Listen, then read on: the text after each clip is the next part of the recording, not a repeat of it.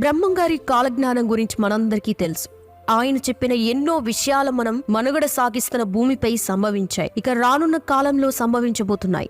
ఈ రోజు ఈ వీడియోలో బ్రహ్మంగారు చెప్పిన కాలజ్ఞానం 2024లో జరిగినవి మరియు 2025లో జరగబోయే వింతలు, విశేషాల గురించి తెలుసుకోబోతున్నాం. ఆయన ఇప్పటివరకు భవిష్యత్తులో జరిగే అనేక సంఘటనలని, విషయాలని ముందుగానే దర్శించి వాటిని తాళపత్ర గ్రంథాలలో భద్రపరిచారు. మరి ఆయన వ్రాసిన కాలజ్ఞానం ఎక్కడుంది? ఇప్పటివరకు బ్రహ్మంగారు చెప్పిన విషయాలేంటి? కలియుగంలో ఆయన జన్మించే ముందు ఎలాంటి సంఘటనలు చోటు చేసుకుంటాయనే విషయాలని మనం ఇప్పుడు తెలుసుకుందాం. నిజానికి బ్రహ్మంగారు కాలజ్ఞానాన్ని ఒకేసారి చెప్పలేదు, అనేక సందర్భాలలో వేరువేరు వ్యక్తులకి తెలియచెప్పారు.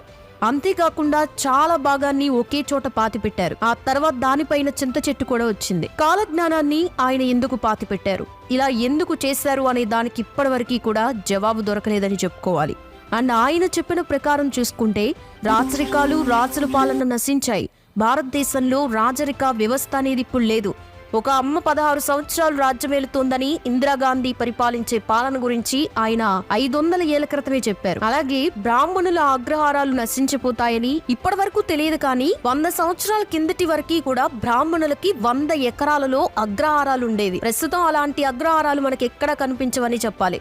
అండ్ జనసంఖ్య అనేది విపరీతంగా పెరుగుతుందని ఆయన అప్పుడే చెప్పారు. ప్రస్తుతం ప్రపంచ జనాభా చాలా విపరీతంగా పెరిగిపోయింది. కరువు కాటకాలు కొట్టుమిట్లాడుతున్నాయని చెప్పడంలో ఎలాంటి డౌట్ లేదు. ఎన్నో చిత్ర విచిత్రమైన యంత్రాలు వస్తాయి, కానీ చావు పుట్టుకలు మాత్రం కనుగొనలేకపోతారని చెప్పారు. సృష్టిని మార్చుకోవడానికి ఎన్నో ప్రయత్నాలు చేస్తారని చెప్పారు. చనిపోయిన వారిని బ్రతికించే యంత్రం, మనిషిని పుట్టించే యంత్రాన్ని మాత్రం ఎప్పటికీ కనుక్కోలేరని చెప్పారు. బహుశా ఆయన చెప్పింది నిజమే, ఎందుకంటే ఆర్టిఫిషియల్ ఇంటెలిజెన్స్ ద్వారా మనిషిని పోలిన మరబొమ్మలని అండ్ మనుషుల మాటలకి సమాధానం ఇవ్వగలిగే మరబొమ్మలని తయారు చేయగలిగాడు.